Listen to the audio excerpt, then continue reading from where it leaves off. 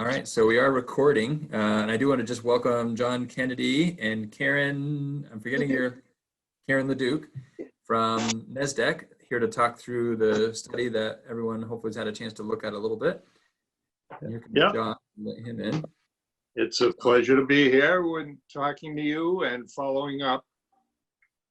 Thank you. And with that, so Josh, I just introduced John Kennedy and Karen Leduc from Nasdaq and thank them for being here, and turn it over to Kevin to jump into the agenda. Okay, for a round of introductions, I'm Kevin Handsome. I'm a Bristol board member and the dubious chair of this little group. We have two other board members. Sarah LaPearl is the second one. We have a couple community members, Jeff Muller, and Josh Crandall. And then Patrick and Patrick's staff, Floyd's here today and Katrina's here today. And then we have Liz Sayre, who is a Bristol board member and also a member of the Communications Engagement Committee, who's here as, I guess, technically the public.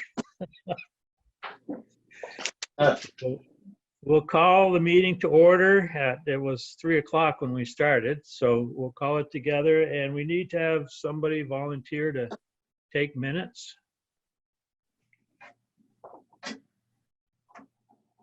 Any volunteers?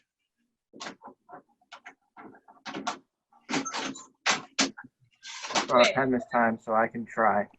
Oh, Okay. I love that. I'm multitasking. Yeah, well, that's great. We can share the love, if you will. So at this point, we've got that little housekeeping detail taken care of. We'll ask for any public comment if there is any. Sounds like radio silence, and everybody's in, Patrick, right? Yes, Okay. double check.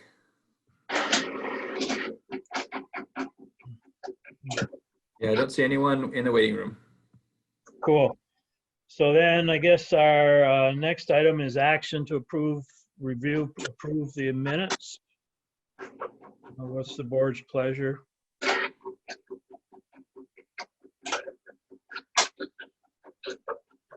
I'm happy to approve the minutes. Can Josh maybe mute his? Maybe it's not. It's all like static, right? Okay, yeah, so I guess we're picking up background noise somewhere, so if everybody could mute except for who's talking, that would be great. And whoever's not muted could like do something with the minutes. Yeah, I'm happy to approve the minutes. Anybody second that? I'll second. Cool. Any discussion?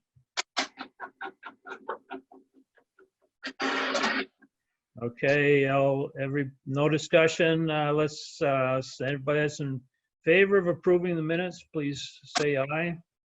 Thumbs up. Anybody opposed? Okay, we're taking care of that.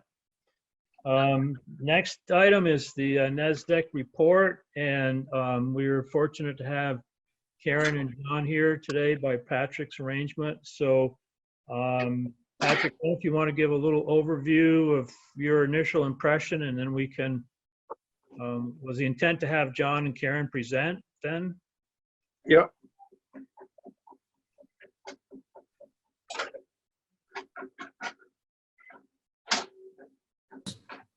Yeah, I think we could certainly allow them to give their overview, but mostly I wanted to make sure, as folks had a chance to read this, to offer a Q&A if there was something that was, caught someone's attention or wondering they had the opportunity to kind of talk things through with John and Karen would be great. I spent a Well, a good probably hour and a half, I guess, we spent together on Thursday of last week, John and Karen, kind of walking through the document, trying to help me understand it better and make a couple of changes to the document in preparation for the draft that went out for today's meeting.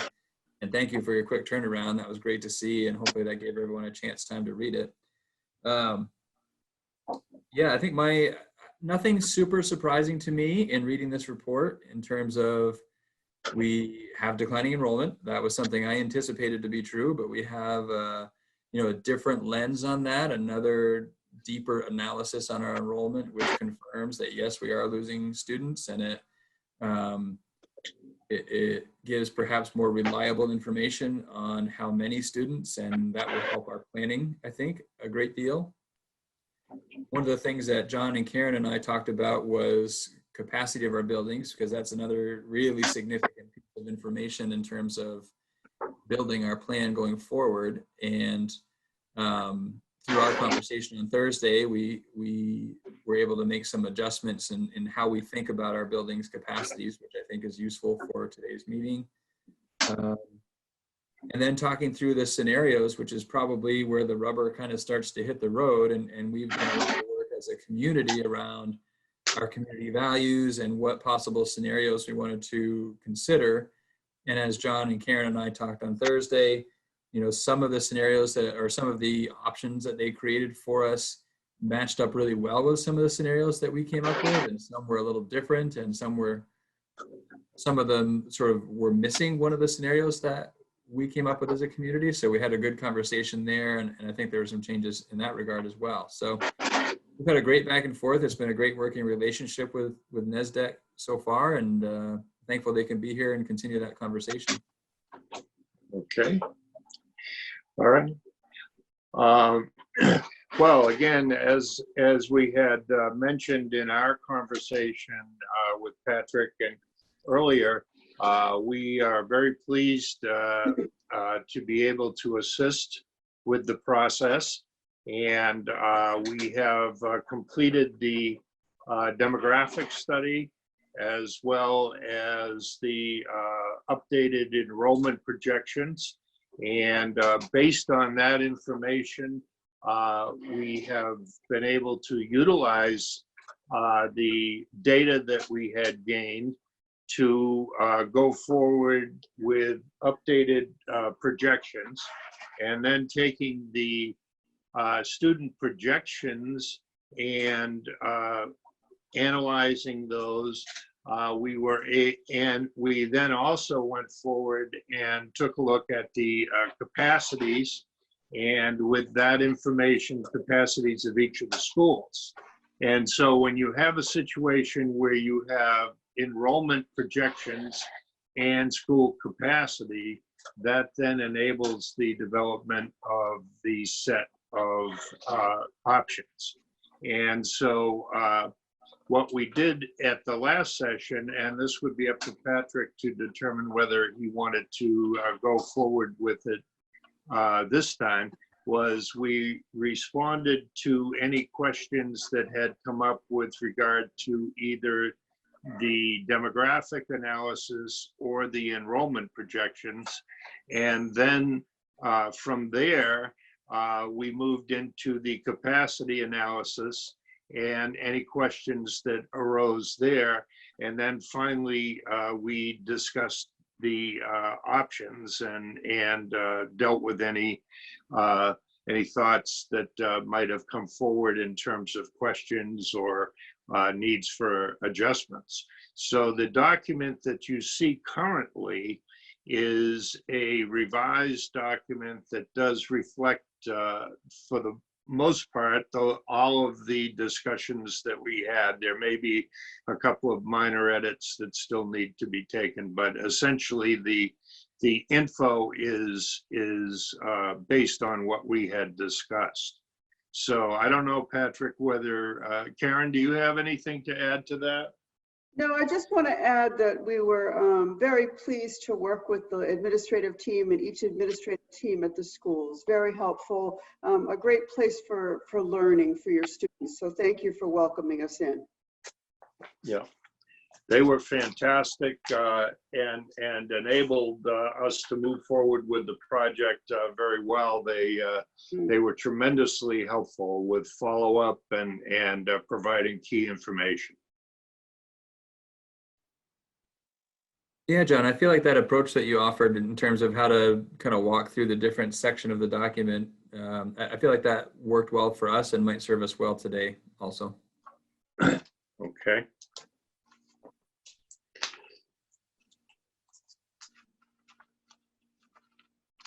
So let's take, first of all, you can see that if you go through this page by page, slide by slide, the first part is an introduction, and it talks about the agreement and the goal of the project to provide a basis for decision-making with regard to future level configurations, building renovations, construction, and alternative facility use. And then if you go to slide number 5, you would see there that we talked in terms of the scope of the project, and we did an enrollment trend analysis and instructional program and facility best use analysis, and then we developed the options. However, you can note that there is a slide number 6, which talks about the scope of the report and adjustments for the pandemic. And the important thing there is that we have advised, and the district wants to go forward with an update in based on the October 1 enrollments, which will also include a review on our part of any of the key factors that we had used in developing the demography, which led to the enrollment projections. So we will be back in touch with some of the key community town government officials who had provided us with information, and we'll be doing a quick check with them to see if there have been any major changes. Plus, we will have available the October 1 numbers for the district, which will then give us a very good indicator in terms of, the consistency that we're anticipating, or lack of it, depending on what might occur. So that scope of the report piece is something that is, we feel, important, and most districts want to see the October 1 numbers, because obviously that gives them a little better indicator in terms of any changes that might be occurring. So that's that piece. Any questions on that? Okay, and then with the sorry. Back up. As chair, I try to hold back and let the rest of the board question things, because I tend to talk a lot. But I guess with the whole COVID thing, there's different aspects that are on our mind about who's going to send their kids to school and how much it's going to cost and all that kind of stuff.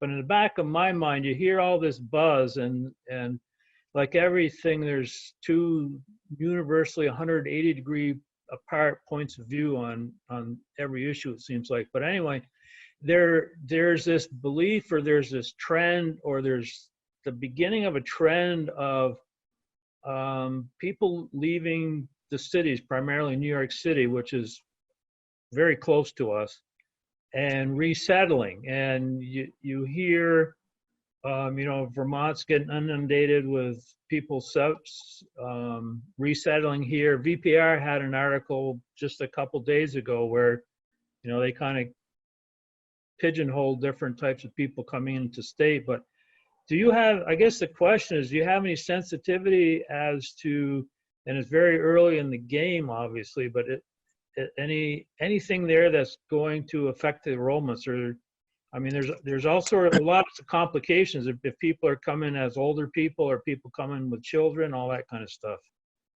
Yep. Well, that's really interesting that you brought that up, because I was in conversation earlier today with some realtors in the Berkshires, and we're doing projects there as well. And they indicated exactly what you just said, that there has been an influx of folks coming in from the New York City area, and many of them are, in fact, people who are millennials. And as a result of that, there is that potential that they would be child rearing, because the millennial generation, as we noted in the study, is now the child rearing generation, and most of them are between 30 and 40 years of age. So they have made the determination that if they're going to have a family, they would do it. Another factor that comes into play is because of the pandemic, many people have been working from home. And many people now have been asked to continue to do that. And so the some of the people who are millennials, there are several articles out there that indicate that they may be considering making a move from cities where they have been working and paying very high either rental fees or housing fees, and moving to areas which are viewed as more affordable and less congested. And so you're right, those are two factors. We will have a better handle on that, but not a permanent handle on it when we get into October, November, because at that point we will be A, seeing additional enrollment info, but B, we will also be making recontacts with realtors and others in community, in government, to determine if there have been significant changes. So that's a key question. And obviously the current projections do not take that into consideration, and that's why we feel it's very important to have a follow-up in the fall, and again a follow-up obviously next year. But we think a follow-up in the fall with realtor input, et cetera, will be helpful. Yes. John, we have a similar historical data point from 2001 that we can look at. Can you hear me okay? John, can you hear me okay? I'm trying to hear you a little better, to be honest. Go ahead again. We have some historical data from 2001, potentially, and some of the population movements related to things. Do you know comparatively what the wave was like with the population movement and how many people actually stayed remote from these city centers? Well, we think that the overall, there was, during that period of time, 2001 through 2006 on the national level, there was a significant increase, actually through 2008 in many parts of the country and New England. There was a significant increase in the number of home sales.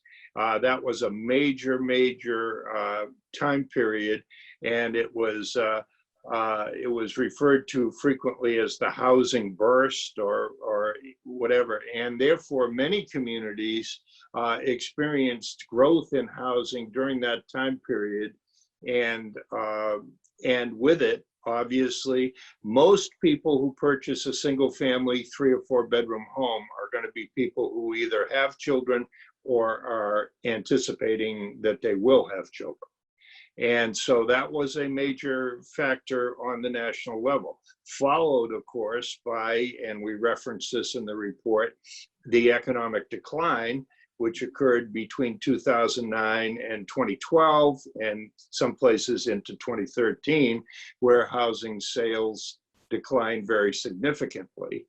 And since that time, we have seen a return with regard to sales, and also a return with regard to new home construction, which has been fairly significant.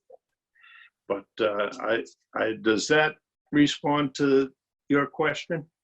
Yeah, I was thinking more of the people who migrated from 9/11 away from New York City as a similar occurrence to the pandemic. But maybe I'm drawing a parallel too soon. Well, the part of the answer to that is that in earlier times, it was more difficult for the millennials who were the potential child-rearing generation, even as we get into the mid 2010 or before that. It was difficult for them once they got out of college to get a job across the board. And so they were in many instances having to be employed in cities or close to cities where they would be having to commute. And as a result of that, many of them, did not go into the suburban or rural areas to purchase homes. That has been changing recently, even before the pandemic, and we expect that it may continue to do so as a result of the pandemic, based on the info that I had provided earlier. Great, thank you. And for what it's worth, I think to that point, in that window of time, interestingly enough, at MAUSD, which then was Addison Northeast Supervisory Union, my printout anyway is missing some labels on some of these pages, but I think it's true that we lost students during that 2001 to 2007 or 8 window, when we might find some similarities between then and what's happening now. We still lost students. Mm-hmm. Okay, it's a possibility. As I said, it's the enrollment projections we feel are fairly acceptable and accurate, especially over the first 5 years, because they are based on A, births, and B, we use the cohort survival method with adjustments to it.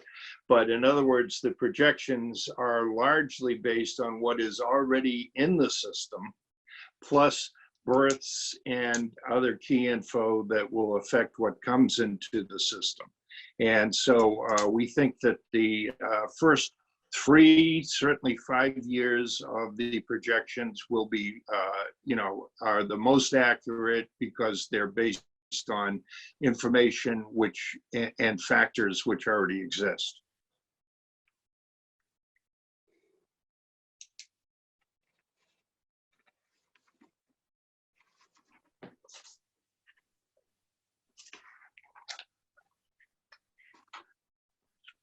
So are there any other questions about the demographic analysis or the enrollment projections that we could help you with? I had a question about the demographics. It hasn't quite come up in the presentation yet, but if I recall correctly, and I only had a chance to read it quickly, I think all the demographics were based on the district, and there was no data or analysis of demographics by town. And I was wondering why that was. Well, we did have some demographics by town on several slides. For example, one of the slides that we think is an important one is the median age of the population. It is slide number 13. Right, I was thinking of the demographics of enrollment of students in the individual towns. I know that data is there because we've seen it before.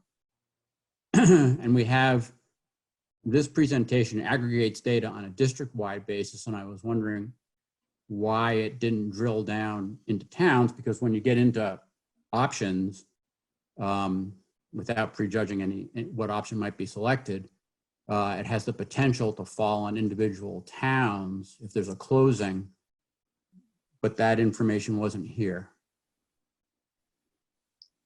Well, we went on the basis. Could be here and I missed it.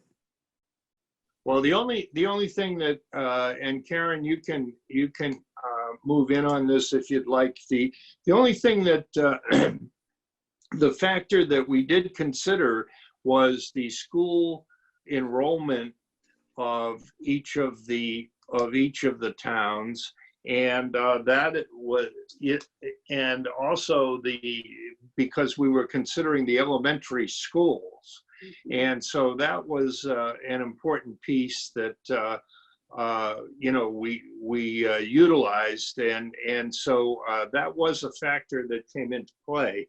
And the other piece is that with regard to the various communities, each of the enrolled students was assigned to a particular school. So we were able to compare that enrollment over a period of time and have an idea in terms of what was going on. And based on the fact, that we also had information for each of the towns on how many single-family home sales they had, how many new permits they had, new construction permits and so on. That also provided us with key information with regard to potential growth. We also look at the district holistically, but it is important that we look at each of the elementary schools and look at their enrollment numbers. And from projecting enrollment, the sample size is really too small for us to be able to project. We know what the current enrollment is. I'm going to use Beeman because it's alphabetical, is 79 students over K to 6. So we can look at that and then look at the capacity of that school plus the capacity of the 5 other elementary schools. But as the way to look at the enrollment projections, it is holistically. You may have, as a district, received them by school. When I was in Patrick's role as an assistant superintendent, we did that internally. But that is not something Nasdaq does. We could do it holistically, looking at the 79 and projecting historically and geographically, but that's a separate task.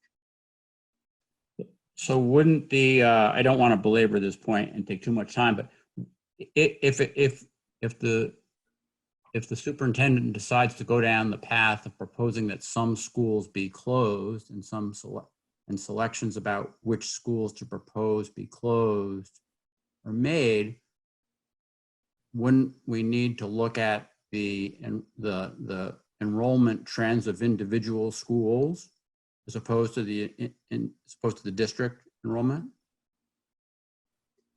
The district can actually look at their historical enrollment over the K to 6 lens. Sometimes you'll get a kindergarten class with 6 students, and 5 years ago you had 15 in that class. So that's why it's difficult for Nasdaq to predict, but Patrick and his team can certainly provide you with the historical enrollment data, and you can look ahead. Yeah, no, they already have. I was just wondering why you guys didn't consider it in your report, but that's fine. I'm happy. Good. And I think, Jeff, in terms of going forward, in some ways that could be useful information. In other ways, it may not be, because what's more important is how many elementary age students are we going to have overall, and what's the capacity of the various buildings to house elementary age students. How many of those students are particularly in any one town is only somewhat relevant. And knowing what Nasdaq's projections are in terms of overall elementary age students, we can sort of dial our projections by town into their overalls to make sure that we're a little bit more consistent. So I think we can get to that for to the extent that it's needed, using their information combined with our internal processes. Okay, thanks. Okay, so for the enrollment projections and then the demographic, do you want to move on to the capacity? I just want to acknowledge what caught my attention from the enrollment perspective was sort of twofold. The loss between now and the next 10 years was significant, at somewhere around, I think it was 200 students. Correct. That's that's a lot. If we multiply each of those students by 20 to 22,000 or so over those next 10 years in terms of what the spending per student might be, if we think about that in terms of revenue, that's a big dollar amount. And so that thought was going through my mind as I looked at the enrollment. And then when I took a broader view, I found this to be curious as well, and sort of telling in terms of the struggles that we find ourselves in. At one point, our district had just about 2,000 students in it, going back maybe 20 years. Mhm. And looking out 10, we're projected to get down around 1,100. Yep. So that's 900 students in that 30-year window that we would have lost, assuming this projection holds true. That's a lot of students. And I just want to sort of call attention to that, because that is why we are facing the challenges that we're facing. It's more than just the last couple of years and the next 5 years. It's this 30-year trend Right. where we anticipate 900 students. That's the equivalent of all the students currently in Mount Abe and Bristol Elementary School combined that we've lost over that window of time. Well, and that's obviously almost a 50%, and that's a significant decline in terms of student enrollments, and it does have an impact on a lot of factors that come into play with the utilization of school facilities.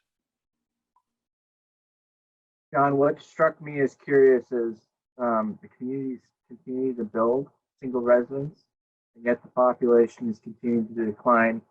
And maybe it's because the population is continuing to skew older, but I have a hard time, and I should know this as an architect, I just have a hard time wrapping my head around the numbers in that way.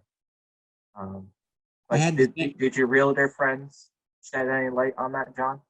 I had the same observation, Josh. On page 15, where it shows housing details by town, it shows that in the 10 years from 2000 to 2010, we added 474 additional dwellings, 10%, while the student population was going down. I don't know what conclusions to draw from that, but I was struck by the irony of it. Well, I can add a little bit to that, because I also am on the Bristol Planning Commission, and we've struggled with this rewriting. We're in the process of rewriting our town plan. A lot of what's happening is there are a lot more single wage earner occupants, if you will. Families divide up, that sort of thing. All of a sudden, a family divides up. You don't have one house, you need two or two occupancies. And the trend, there's enough of a trend of that you know, there is a lot of more houses required to house the same amount of people that were in a family unit in the 50s and 60s. And also along with that is a lot of older people are coming into the area without kids. So people might be buying, and people still want a 3-bedroom house, and irregardless. And a lot of it has to do with marketability. You know, anything other than that tends to be considered to be less marketable. So even if you've got a couple of empty nesters or whatever, they may still be filling out a 2-bedroom house, or if they've separated ways, they're going to be filling out two 3-bedroom houses. So the population is not changing. The occupants are changing, but they're requiring more housing for the same amount of shelter, if you will. I'm also remembering Governor Scott's sort of platform when he was elected governor was this sort of 3-2-1 platform, where the challenges facing Vermont then, and presumably are still true, The 3 represents that we lose 3 students from our education system in the state every single day of the year. 2 representing we lose 2 people from the workforce every single day of the year because we're a graying state, as he put it.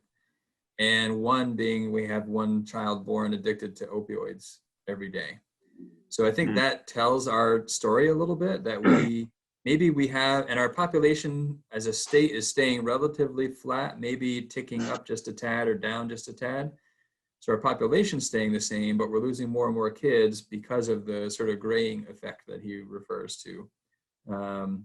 So I think that's a statewide phenomenon, not anything specific to MAUSD or even necessarily Addison County. Might be a little different for Chittenden County, but overall the state's feeling that effect. Mhm.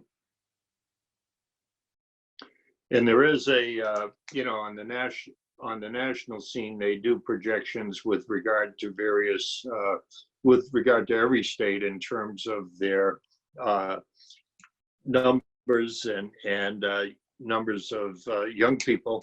And there is clearly a continuing estimate which indicates that the numbers of students in all of New England, but certainly in Vermont, will continue to decline over a period of time. And if you look at slide number 10, we reference that.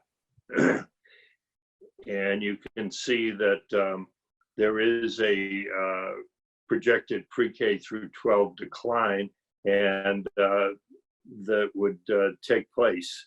And so that makes sense. It's something that's going on throughout New England, not in every town, but we're seeing about half of the towns in New England are actually experiencing a decline, and half are growing, but fewer in Vermont and Maine and New Hampshire.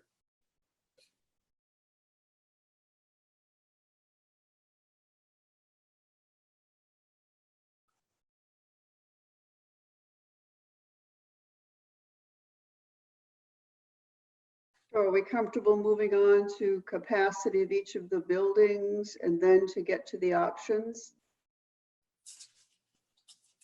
Sure. So if I could just do a little preface about how we define capacity, we actually have class size numbers that the district provided us, and you can see those on slide 31. And we look at all of the several components of each of the buildings, from administrative space, support space, instructional, some of the systems and maintenance, the site information. You can see that from the format of each of the elementary schools. So in order for you to understand how we calculated that current operating capacity, if you look at slide 35, and I'm going to use Beeman as alphabetical, it shows you that currently there are 2 K-2 classrooms. The class size for K-2 is 20. We multiply that by 20, it equals 40. There are 2 grade 3-6 classrooms. The class size numbers for grades 3 to 6 is 25. So that's times 50. So the current operating capacity is 90. That planned operating capacity is exactly the same, because what we would do between the current operating capacity and the planned operating capacity is to look at it to see if there are any deficiencies in the building. So if there's a lack of storage, if educators do not have the appropriate amount of instructional space in order to educate your students, we would take something offline. But we didn't need to do that for any of the elementary buildings. But we did note at the bottom that there are four full-size classrooms that are used for offices and team spaces. And so if those were reconfigured, you would add 100. Now that would be 190 students. That's what we're referring to by that number. So 190 students could be housed at Beeman Elementary School. Then we went through each of the components, noted the art room, the special ed spaces, core facilities, and those types of things. And I don't think we need to go through each of them, but if you have any questions, the same is, it's a little different for the middle and high school, the way that's calculated, But if you have any specific questions about the facilities and defining capacity, the school facilities review, John and I are more than happy to answer them for you. Karen, I found it helpful when we were talking last week to recognize that from NASDAQ's perspective, in terms of the planned operating capacity, you didn't want to be in a position to suggest that any one classroom that maybe it's an office space now, you didn't want to be in a position of suggesting that no longer be used for office space as you were proposing what the planned operating capacity could be. That's why it's in a footnote, not in the planned operating capacity section. This assumes we use the buildings as they're currently being used, with all the team rooms and offices, et cetera, that are in spaces that were at one point classrooms. And that's the manner in which you wish to use that building. And certainly we would not comment on whether it should or shouldn't be used in that manner. Thank you, Patrick. So I'm hearing there's no extra capacity in this building. Is that just to be clear? No, there is. There are Okay. 4 full-size classrooms at Beaman that, should the district decide to reconfigure or repurpose them, there would be excess capacity. Okay, great, thank you. That's what In that. fact, more than twofold excess capacity. Okay.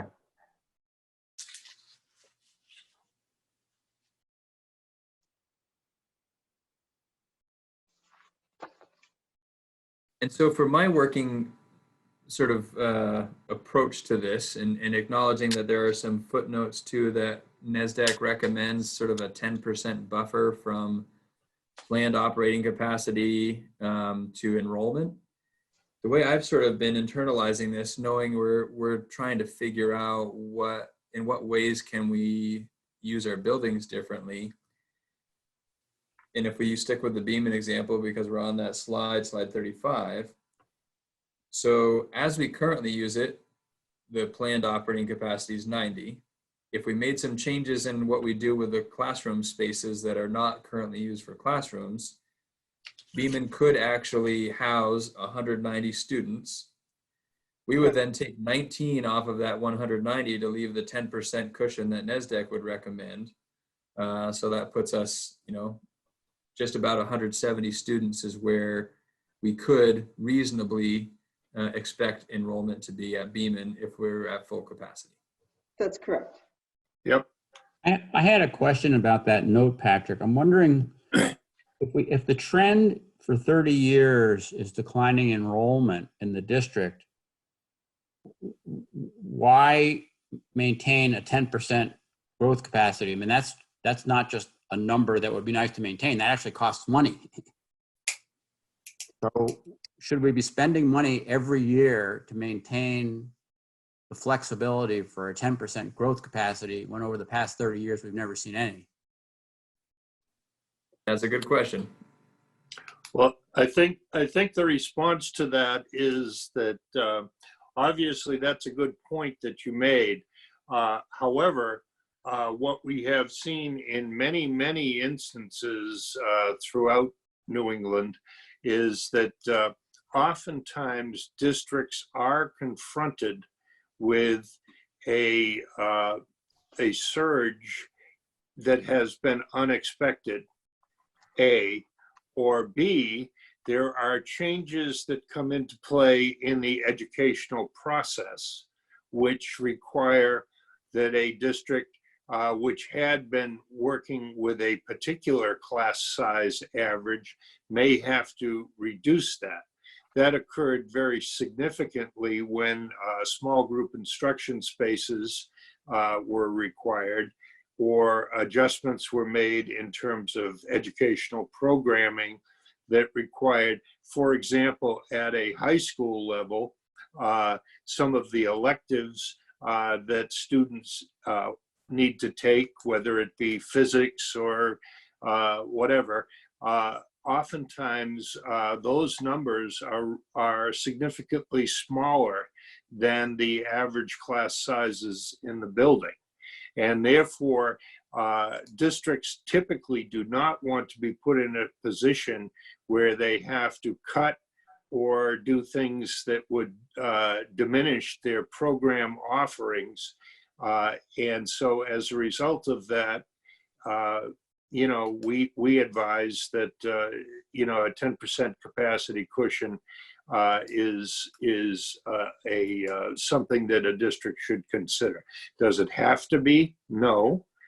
Districts can make the decision not to do that, but then they are susceptible to unanticipated changes, which could create problems down the road if enrollment grows.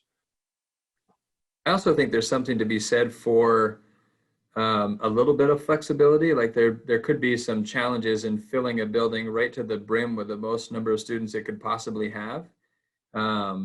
And so whether it's 10% or 5% or 8%, you know, Right. we could think through and try to figure out what would make sense. But I think the idea is probably want something less than every last student you could possibly squeeze in. And there are variations at certain grade levels where you might have 30 students in second grade, and that's too large for one class, so you would have two. So you have to look at grade by grade enrollment in that case too. But it's sort of a guidepost for you to look at, that's all. And a district could make that decision to not maintain a full 10% capacity cushion. Right. In some ways, I think the 10% cushion might also honor some other work that's happening. So we just had our community roundtable event not that long ago where, from a long range perspective, some people are trying to do some things that might change our overall trajectory. And so if we do some planning that leaves a 10% cushion that honors the potential maybe someday of turning our enrollment trend around at least by 10%, which I think if we stopped losing students, that would be a tremendous success. If we grew by 10%, that would be something close to a miracle, I think. Yep.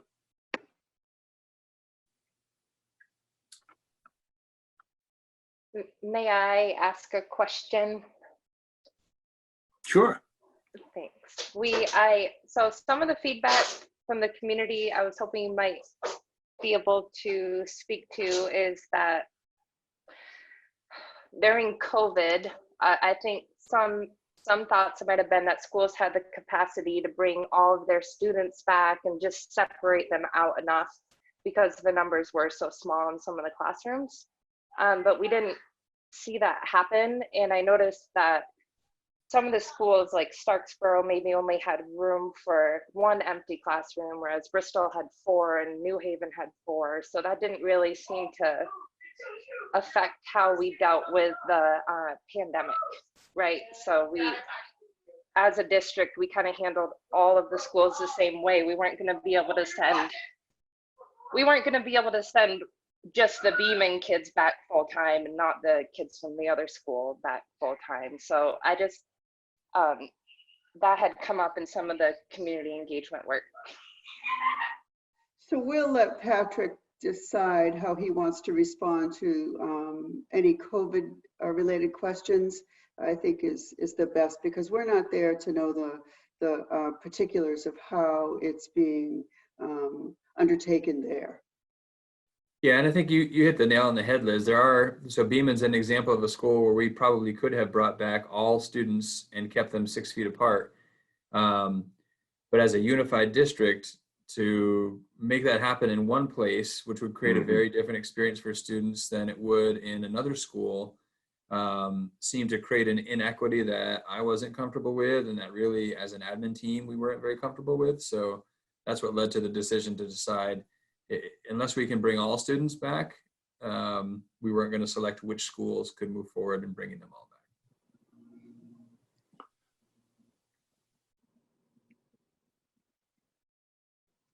So any more questions about the capacity of each schools? We can move on to the options if there are none.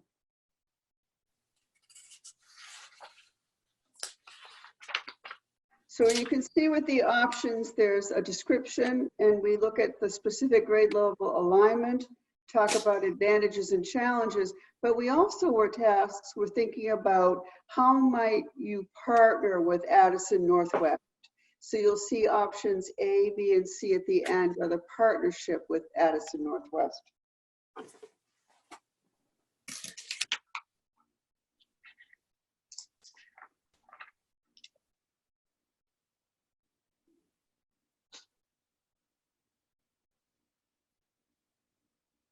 We also want to recognize that these options are not any recommendations that we are making. It is something that we have had extensive experience working with a lot of districts on thinking about what are some of the starting points for your conversations in the future as a facilities committee and what's next for your communities. One of the things that was really helpful for me in our meeting last week was, so I noticed that perhaps with the only exception being option 1, all of the options mentioned the possibility of adding on to elementary schools, which I think we would recognize as politically challenging if we're closing down one building and then putting an addition on to a building in a different town. In talking with John and Karen about this, their point helped me understand why that's there. Because so many of these options, really, I think all of these options speak to closing some number of schools. It depends on which schools, right? We could choose schools that would not require any additions to any building anywhere if we chose certain schools to not operate anymore. If we chose different schools to not operate, that might necessitate putting additions on somewhere else. So that was on there simply because depending on which ones we chose, it's possible that we'd have to put an addition on. And now we may internally say, well, we're not going to pick an option that requires a big addition somewhere, and therefore we wouldn't have to do that. Mm-hmm. That's accurate. Yep. Well spoken. So Patrick or team, when would we get to that granularity? That would be something that we would be doing with an architectural study as opposed to this capacity study? I think that's something we'd have to consider, right? So as we're thinking about factors, the condition of the building may be a factor. If condition of the building is a driving factor, that's where perhaps the architectural study would help us, right? So we have the capacity analysis. I think to the extent that we need a capacity analysis to make decisions. I think we have our enrollment and demographic information to the extent that we need that. Perhaps the one area we're light on is sort of that more deep facilities dive and understanding those different needs, which maybe we need to do if there's some uncertainties around the capacity, but the capacity story and the enrollment story may be clear enough that we don't need to spend tens and tens of thousands more dollars doing a deep architectural and facilities dig if it seems evident that we shouldn't be operating one or more. Mm-hmm. And that was sort of the idea coming into this was, let's wait on the architectural aspect of the study, because there may be one or more buildings that we know we don't need to spend that money to study because it's clear that we shouldn't be operating. I'm not saying that's true from the results of this, but that was the reason we didn't jump right in to that study.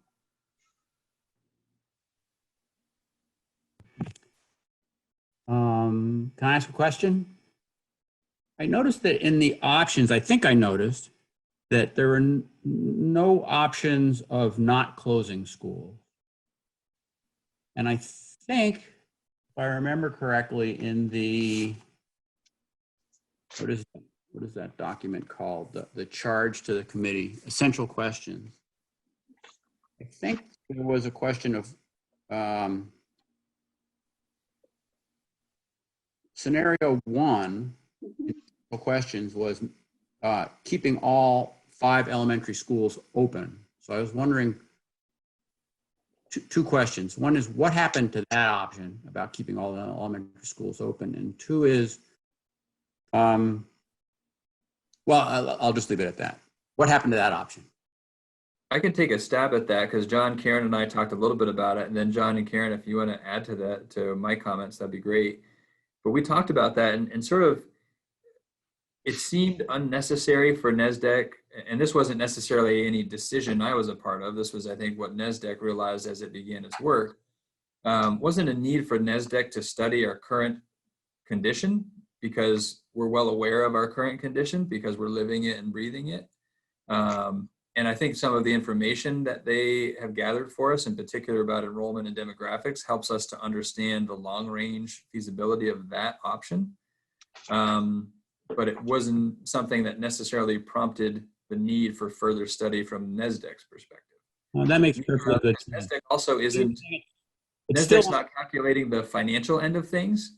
Yeah. That's something we have to do in-house, which we're doing.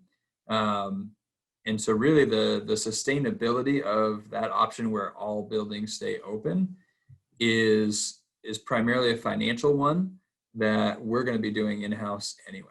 So that's sort of how I understood why that didn't land in the NASDAQ report. yeah, that makes perfectly good sense. I don't need any more elaboration. I get what you're saying. Okay. Thank you. Yep.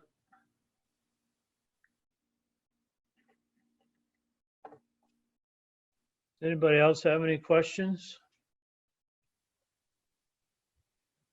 I think what's So- important to acknowledge here, Oop. Well, go ahead, Patrick. I was just going to sort of acknowledge that, and again, John and Karen and I talked a little bit about this on Thursday last week in that initial review. These options, and I might have said this initially in my opening remarks, but these options don't perfectly line up to the options that we shared with NASDAQ that we came up with as a community. There's a lot of kind of close matches. There are some that are, I think, pretty identical to the options we came up with, but it's not necessarily exactly option for option 1 through 4 that we came up with. It's a little bit different. And I just think it's important to acknowledge that. I guess one question I had about that is there are a few options that talk about shifting grades around in a way that may be more conventional in other places, but is not the way it happens to be done here. And is there some reason why? Was it just because it's more conventional in other places that you talked about shifting the 5th and 6th grade to middle school and out of elementary school? Does it have is there a facilities reason too, or is it just an educational reason? It's it's both. It's what occurs in many districts. The grade level configuration of a 6th, 7th, 8th, and combining them has for, let's say, 2 districts is a major factor, because first of all, it assists in terms of having more reasonable class sizes when, if the districts are experiencing major downturns. B, it enables the teaching staff to work more closely together and to coordinate. And so that's a major plus. And it has an economic piece that's tied to it, obviously, because in many instances you're having larger but perfectly acceptable class sizes. And so that's a major component of that. And we see that has been done in numerous districts, and it seems to work out very well. And it enables the district in some instances to expand programming options where they would not be able to if it were just the smaller grade level class size. Thank you. I have maybe it's an interrelated question. Is in some of the challenges, it talks about adding another transition to students by breaking those up. Is that really a big deal, or what's the impact there? I remember we did we did we were before COVID, we were, visiting every school for our board meetings, and we talked to a couple sixth graders at one of the schools, and they were so excited to get to Mount Abe and get a change and get away from all those little kids, Yeah.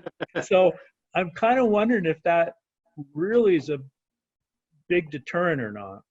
It is for some families, I would suggest. And it also can have an impact on transportation.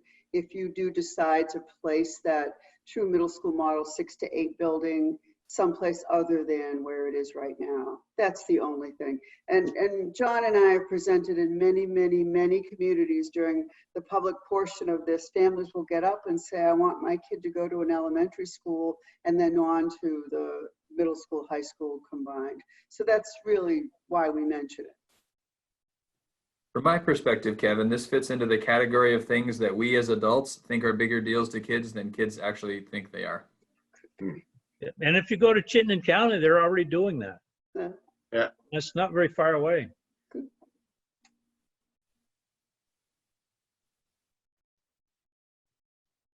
Yeah, Jeff, that question struck me when I was reading the report.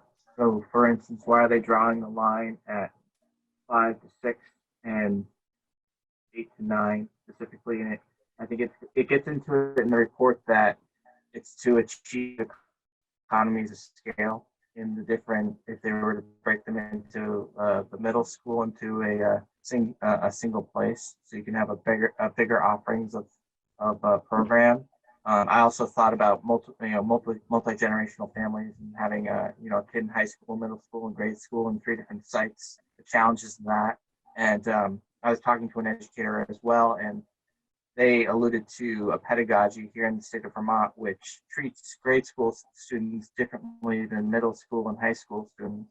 Specifically to middle school students, that they promote clustering and hanging of kids. So because that's specific to the development of those kids. So that's actually a pretty positive thing, in having a middle school that's a little bit more obvious. Mm-hmm. Yeah, I can imagine all that. I guess the thing that I was concerned about, from the facilities perspective is cost.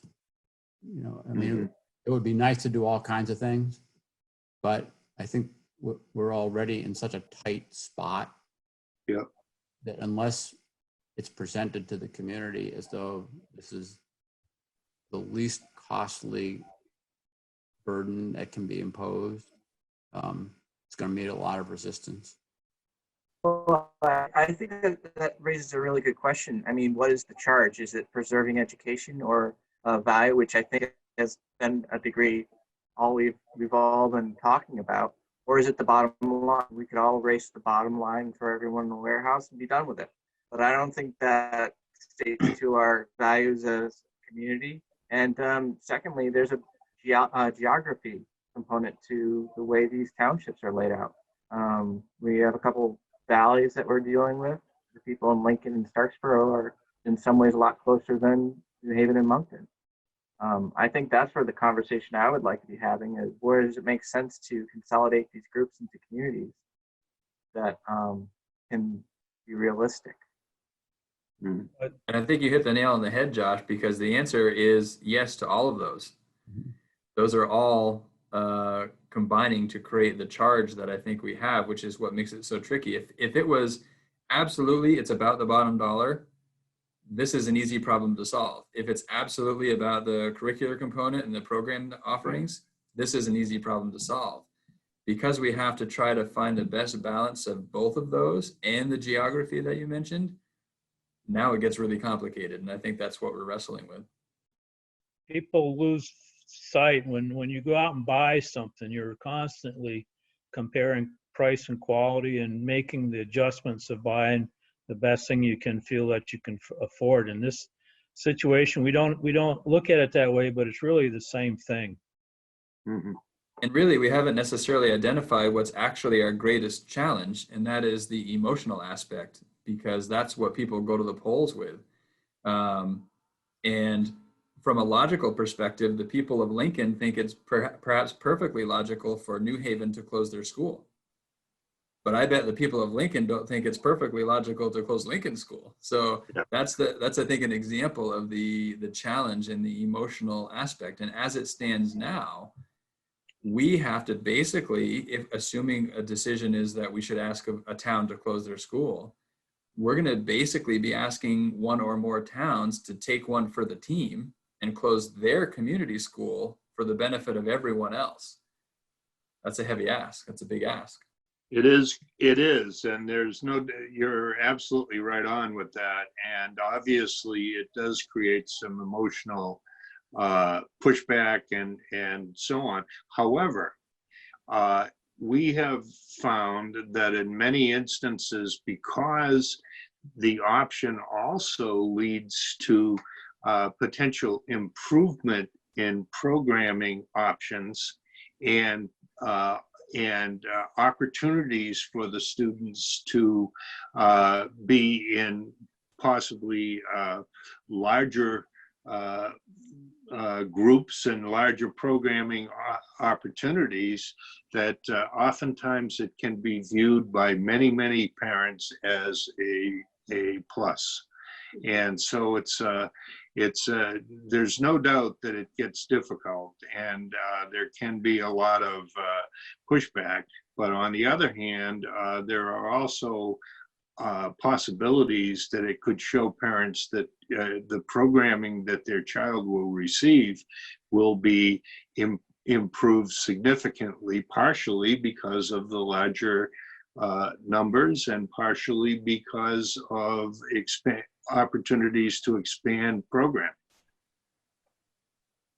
Patrick, can I ask you a question based on what you just said about the tension between emotions and costs? Because I think that's going to be a big issue, maybe the determinative issue. So we understand that in the MAUSD options, although keeping all 5 elementary schools open isn't on the list, it is an option. With regard to the combination with the Virgins schools, is there an option of keeping all 5 elementary schools open and having the middle school and high school combined?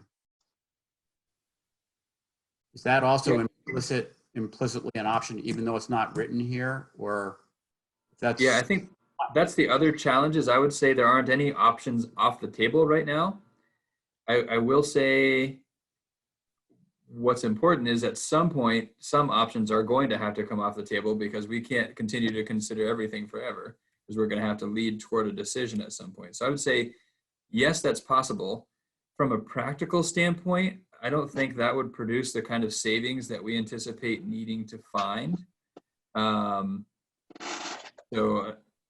It's an option, yes. I don't know that it's an option that will necessarily meet our financial needs, though it may do some things programmatically at the secondary level. So I might add, John and Patrick, one quick question. Are the options that are engineered here, are they all presented with the trajectory of satisfying the budget issues? Meaning, if we choose one of these options and it doesn't solve the budget issue, that's what I'm trying to avoid.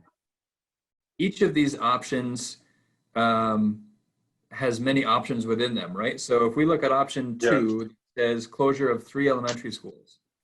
Well, which 3 elementary schools we choose has a significant impact on the budgetary savings. So it depends on it. So I think the answer is it depends on what those decisions are that we make within any one of these options. And that may in and of itself still be insufficient, depending on our continued projections with the financials. So we're actually currently crunching some of those numbers right now to try and even dial in for FY22, let alone 24 or 26 or something further down the road.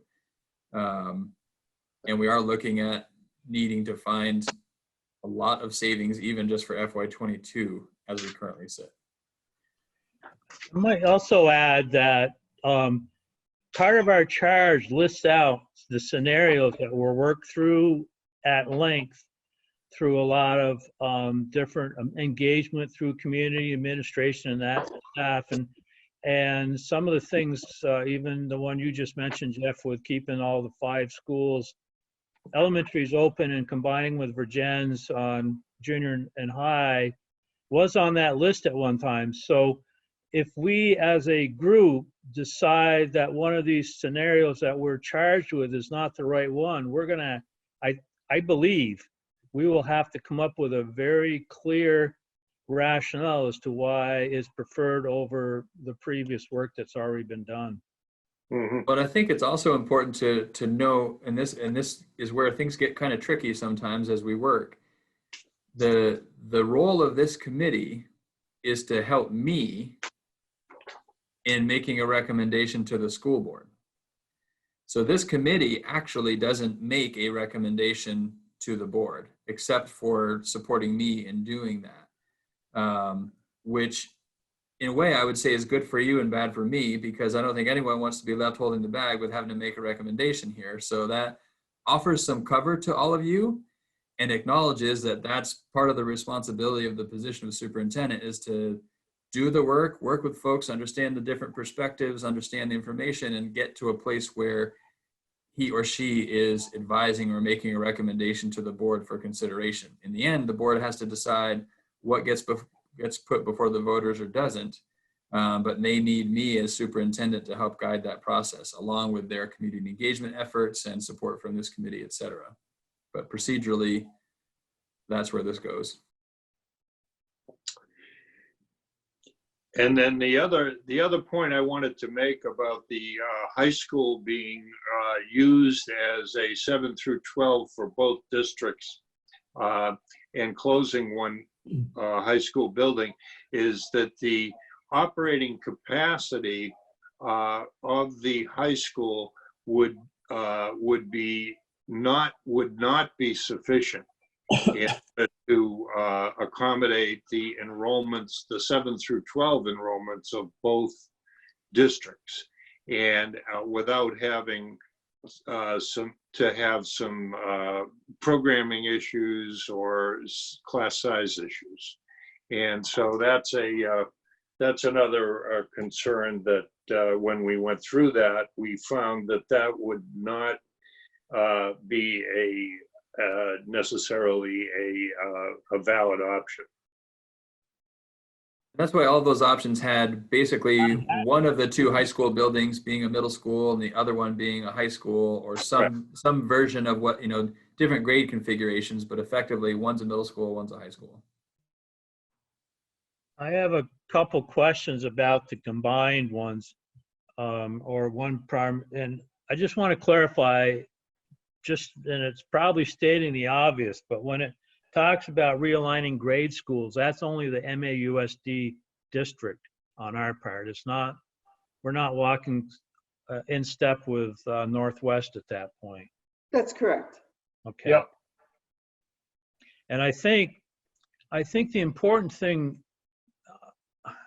from my perspective, this is personal obviously, but from my perspective, the important thing with a high school is, the utilization of the high school of all the buildings we got right now is the highest, I think, if I calculated things right. But the programming aspects to keep a student population base so that we have good programming that serves the wide community of general education all the way through college prep is at risk at Mount Abe, because we can't. There's a concern about economically staffing it. So on a high school level, we may not be looking at it from a point of view of saving space as much as program preservation. Right. Yeah. And it's in other words, if the 2 schools were, if the 2 student bodies from the high school and middle school were combined, then that would result in a situation where adequate space would become a problem. And therefore, districts, when they have to deal with that, would have to talk in terms of potentially cutting back programming in areas where there might be smaller class sizes, but those might be the elective courses or things along those lines that some of the students absolutely need to take in order to qualify for engineering or something along those lines when they graduate. And so it's it's an important thing to consider, that there needs typically at the high school level especially to be adequate space in order to accommodate programming. Now, sure, in some cases they can take online courses, in some cases they can do other things for very, very small class sizes to keep them going. But overall, we have found that it could become a major problem for some schools if they don't have adequate space. I also wanted to note that we have not had a chance to talk these over with Addison Northwest. We're doing that on Wednesday. So while you have had, it still says draft about those that are combined with Addison Northwest, we'll do that conversation on Wednesday and then reconsult back with Patrick. And I did talk briefly today with Addison Northwest superintendent, just in looking at these, because she has a draft of it as well. And we kind of talked through a little bit and acknowledge that that conversation has yet to happen. I also just want to acknowledge, to Kevin's point, whether we're talking about closing schools or not closing schools, the economic driver is staffing efficiencies. That's where the dollar savings come from, is by creating those efficiencies that allow us to maintain programming while keeping the costs low. And fewer buildings facilitates efficient use of staff, which sort of maximizes our dollars to keep as much programming as possible. And as Kevin talked about at the high school level, like we've trimmed, I don't know how many millions of dollars out of our budget over the past few years, but it's probably in the $3 to $5 million range in terms of savings that we've had to realize to get our budgets to where they are, some of which have narrowly passed. And we've done that in large part at the elementary level, getting class sizes kind of right size and equitably sized across schools, and leaving high school staffing, in particular professional staffing at the high school, as intact as possible, because we're at a point where when we start making cuts to personnel at the high school level, we are also cutting programming. Yep. In particular, in a small high school in Vermont, a person is a program. So we have a chemistry teacher. So that has an impact. If we had 5 chemistry teachers and we could go down to 4 chemistry teachers to save money and our class sizes go up, well, we still offer chemistry. If we have a chemistry teacher and that chemistry teacher can't be afforded anymore, we don't have chemistry anymore. Yeah. So that's the point where we're on the cusp of that at the secondary level, because we've tried to stay away from any reductions there. We've made almost all the reductions we can at the elementary level without really stripping back programming. So now we're going to have to start looking at the secondary level, and we're going to really start to feel the effects.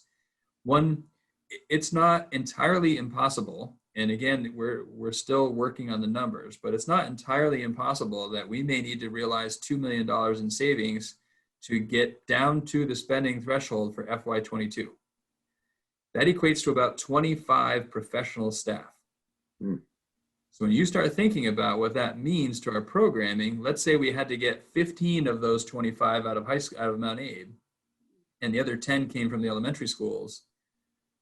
That begins to not just chip away at our programming, that begins to decimate our programming. And that's sort of the challenge that we're up against if we can't create some efficiencies, either in combination with Addison Northwest or internally within MAUSD. Patrick, did you in your conversation with Addison Northwest, are they in the same zero-sum game with their programming? They're further into the zero-sum game than we are. So they're actually in more dire, they're basically a year ahead of us. Where they are currently is where I project will be effectively in a year from now, where they've already chosen not to operate one school to create some efficiencies to find savings. And now they're still looking at, okay, so what reductions at the high school level do we make now? Because what goes? Do high school sports go? Does driver's ed go? Does chemistry go? Do AP courses go?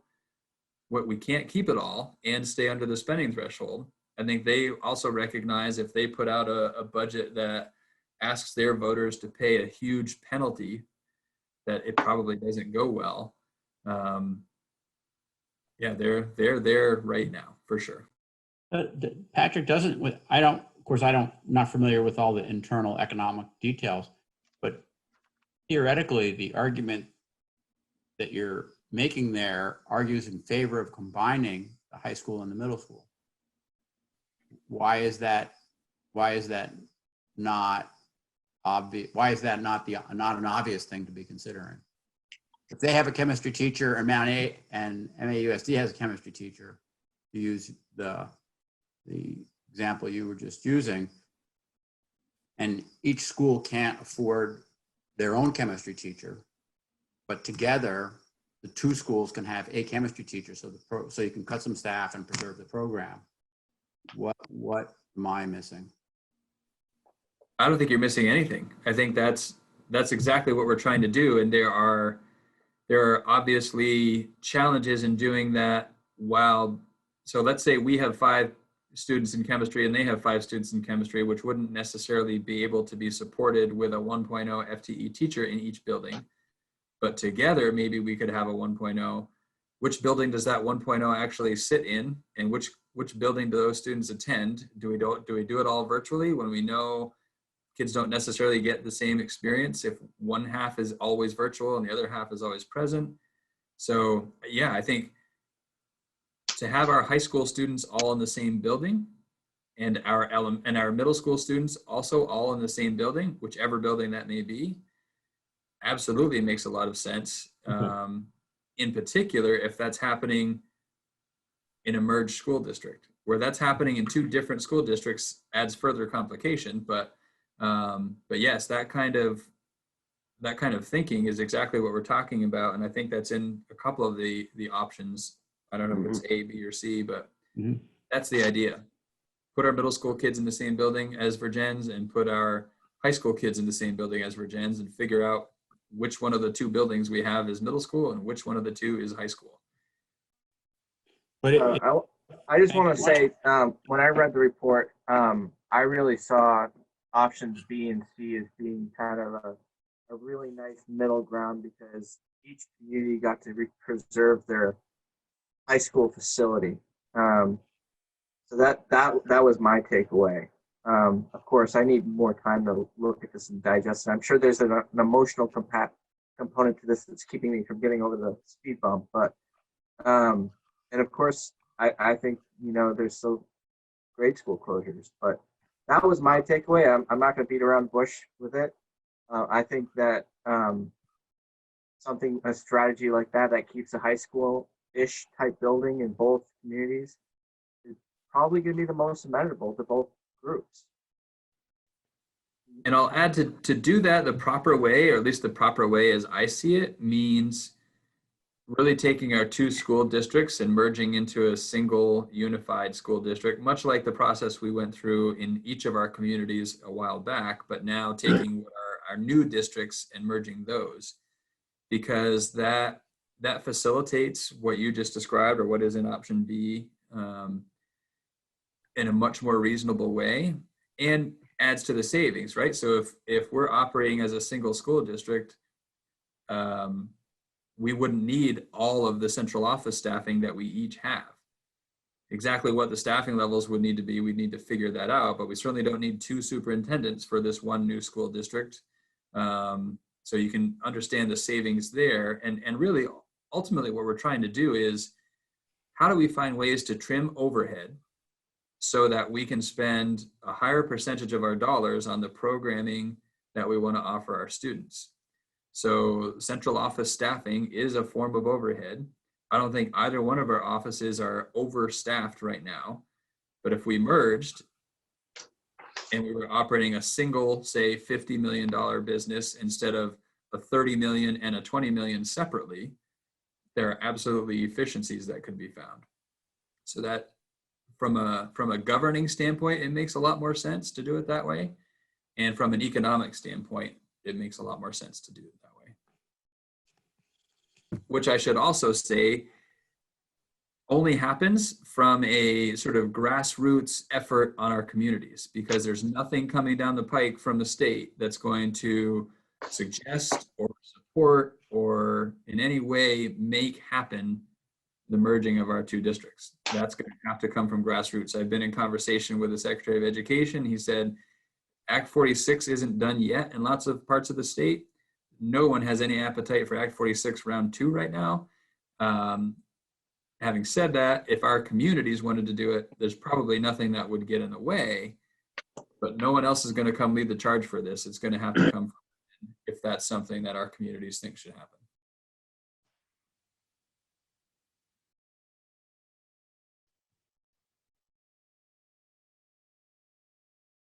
So we're coming up on 4:30, which is the scheduled end of this meeting. We have not gone on to item number 4, which we can table if that's the desire. If we've got more questions for John and Karen, we should probably summarize and allow them to get on with their lives.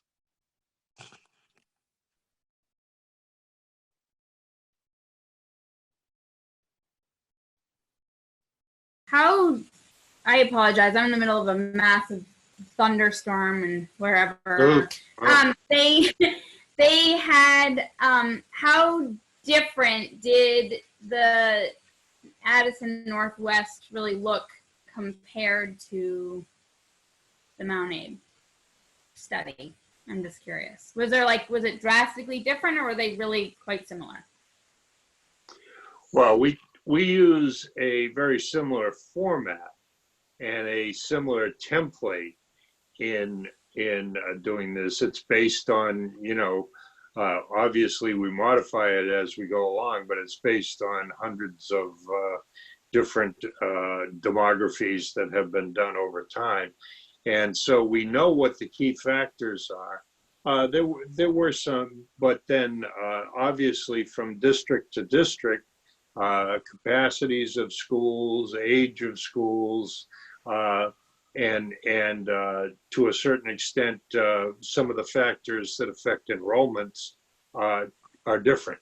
And so we use the same format with what we presented, and we'll be talking to them about on later on in this week. But some of the issues were different. Overall, there's been a general, issue concerning student enrollments and so on, but we're going to review the whole thing with them this week and then go from there. Thanks. I talked with Sheila Sewell, the superintendent there earlier today, and we sort of remarked that we're in such a similar place in terms of the economic impact, declining enrollment. Like it's pretty much the same story, and they're a year ahead, as I said. But we in some ways have more options because we have more schools. They have now 2 elementary schools and a middle high school. Yep. There are only so many ways you can rearrange those buildings, right? So we have 5 elementary schools and a middle high school, a lot more when you think about just even from a mathematical perspective. The number of iterations that we could come up with is considerably greater than the number of iterations they could come up with. So I think that's maybe the main difference as I see it. Yep. Which is a blessing and a curse, I will say.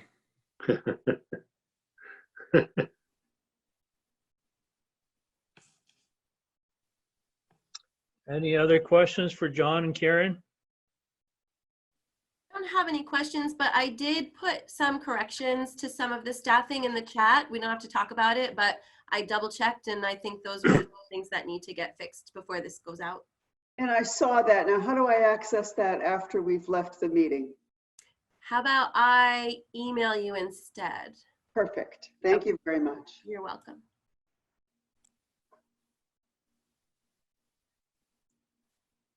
Gang, I'm sorry, I have to go. I have another commitment. So Okay. carry on. We'll see it in the minutes. Thank you, John and Karen. Thank you. Thank you. Thanks for your input. Well, I think it sounds like we've reviewed the report to the extent we want to, and you've answered our questions. So I guess, Patrick, we can say thank you and go to the next issue. Go and see what the next generation of the report is. Absolutely. Yeah. All right. Thank you Thank very you much. very much, John and Karen. Okay. Thank Thank you. you. Thank you. Take care.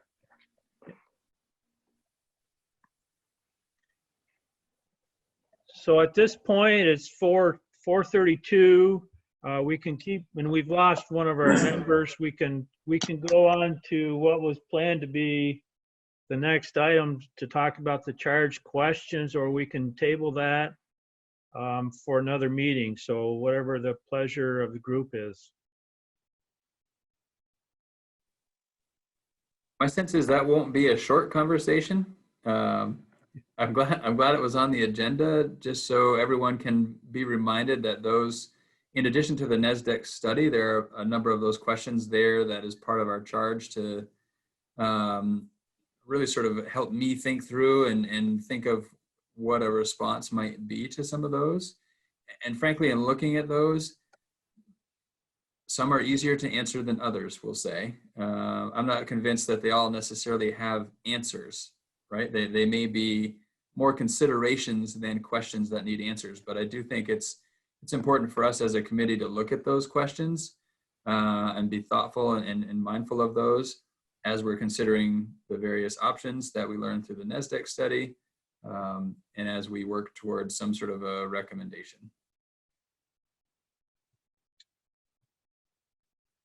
So what's the appetite? What's your time frame for, I don't know, when you say I want to present something to the board, what is that actual last date? That's a great question. I've been wondering the same thing, and I don't really have a lot of clarity on that either. I think it's something that, it's one of these inevitable things that no one really wants to necessarily get to, but we're going to have to. And I'm picking up on that sort of vibe. But I may be seeking some direction from the board about when, as we can now look at the timeline again with the Nasdaq study complete, when does that have to happen so that we can do a little backwards design from there? I know when we think about the longer range planning, I think there's still interest in a town meeting day sort of timeline to work backwards from, to be able to put something in front of voters on that day if that decision is made.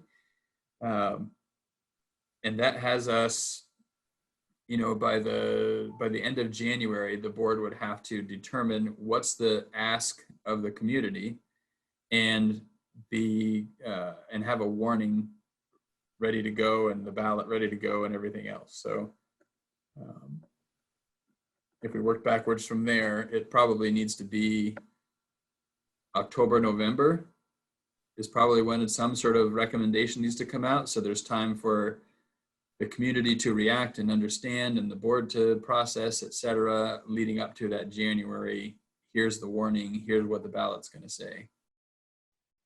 So if that ask ends up being a merger with another district, is that an earlier time frame, or is that an ask for a town meeting thing? Because wouldn't you have then, I don't know, like we did a charter or a plan or whatever they were with Act 46, we had put that out for election day 2016, and we ended up with, I don't know how many, I mean, that took a long time to complete. I would imagine that it would be, I'm hoping, a lot more of an efficient process, but there wouldn't need to be a vote to go through the study, or would there need to be, like, is it a vote after the study or before the study is what I'll call it, but, or before it? So I guess it depends is the answer. If the decision is to form a study, then that initiates a different process that lands on a different vote at the end of the study. If the decision is, yes, we want to merge, and it assumes any studying that we were going to be studying happened prior to January, which is quick, then that could be a decision, yes, it's, do you wish to merge with Addison Northwest? And the first date of operation most likely would be not the following school year, but the one after, because it would take a year of transition to make that happen.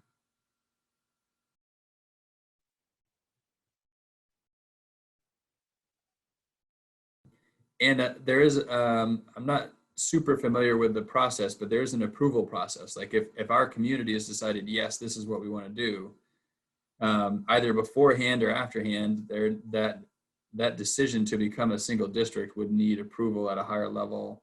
I don't know if that rests with the Secretary of Ed or perhaps more the state board, and maybe even legislative, but I think at the very least with the Secretary or with the state board.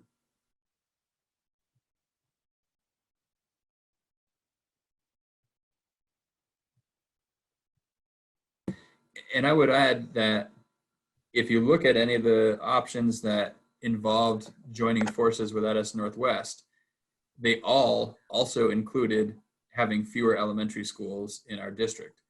So in some ways, if we made a decision to have fewer elementary schools and we asked communities to do that, and they did, we would be moving in the direction of being better positioned to combine with Addison Northwest. So that's another way to think about a path forward. Can I also ask, if you created a new district before requiring it, then maybe that new district that you're voting on doesn't require the vote on the closure of elementary schools. So, right? You could actually flip the sequence if you looked at it that way. Yep, if we would probably have to rewrite articles of agreement. And if those articles of agreement gave the authority to close schools to the school board, then that would give a different authority than we have. It's an authority that Addison Northwest already has, but we do not. Yeah. And for what it's worth, that could be something that we ask the voters of MAUSD. And that's something that the board's going to have to wrestle with too, is it easier, better, advantageous to ask a community to take one for the team to benefit everyone? Or is it more advantageous to ask the community to delegate that authority to the board to make the hard decision? There are different schools of thought on which approach makes sense.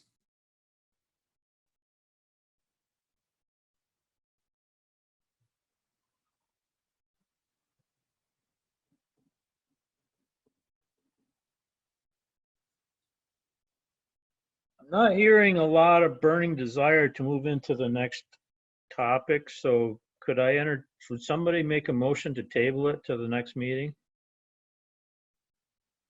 Or, Yeah, I think we have enough to think about right now. I mean, I'm still thinking about, I'd love to hear everyone's 10-second thought on the report personally before we get, and then maybe that's a good way to wrap up the meeting, and hopefully it's more optimistic than not. okay, can you make a motion to table? item Motion to 5 then? table the remaining agenda items. Second that. All in favor? Aye. Oh, wait a minute, do Aye. we have any discussion? Oh, No, favor, opposed? Okay, so we can probably, Josh, take and do the infamous group hug and kind of display or talk about our opinions and then we can wrap it up potentially. Who wants, you want to sit back and wait, Josh, or you want to head it off? I'll head it off. I'm cautiously optimistic. I think there's a lot of opportunity here, and I think the chat is really going to be engaging the public and having them see the opportunities and coming down. A lot of these buildings that we're working on are aging and do better. So that's the architect in me coming out, but I do see a lot of opportunity here. Thank you. Thanks. Sarah? I'm going to throw in my personal side hat here. I was worried to move in to the district because of its history, its size, and I would say always, to me, it was always an issue with the high school. As the chemistry teacher in a different district, I'm not one. I am one of, like, we'll say we're 2.5 of us, because we also do other things. But the opportunity that I feel like kids and families flocking to Chittenden County, I just still come back to the fact that if we can, I get people hanging on to their elementary schools. I feel like, but to me, it's always been about that next level. And I think that the report did a pretty good job of highlighting some of those opportunities, at least that were programmatic and could be helpful. And that's why I like that we have a lot of options.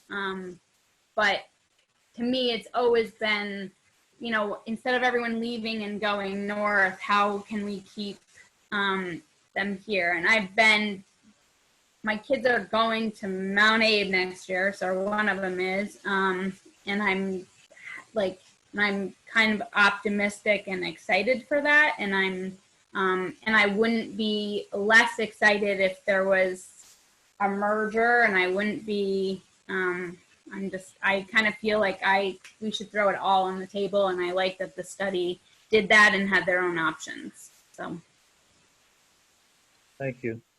Katrina, I'm sorry. I like that it's now all sort of packaged in one place, and that it's, you know, there's some data to look at, and it's not yet another slideshow from Patrick.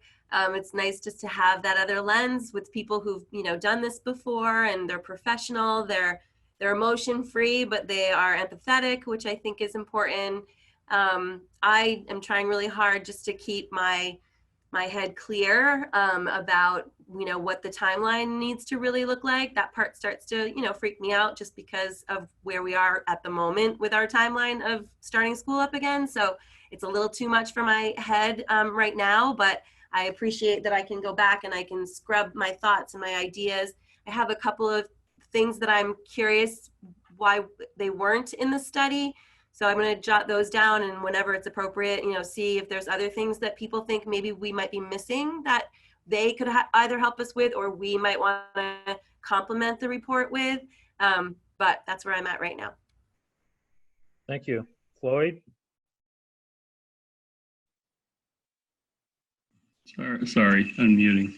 I'm excited to have some numbers that back up the trends that we've internally been processing, so that it gives us the ability to really share this with more than just, this is our thoughts. You know, to have the expert in the room is always a big positive, and hopefully because of that, and then plugging in those numbers and then showing what the long-term effect is going out 7 or 8 years,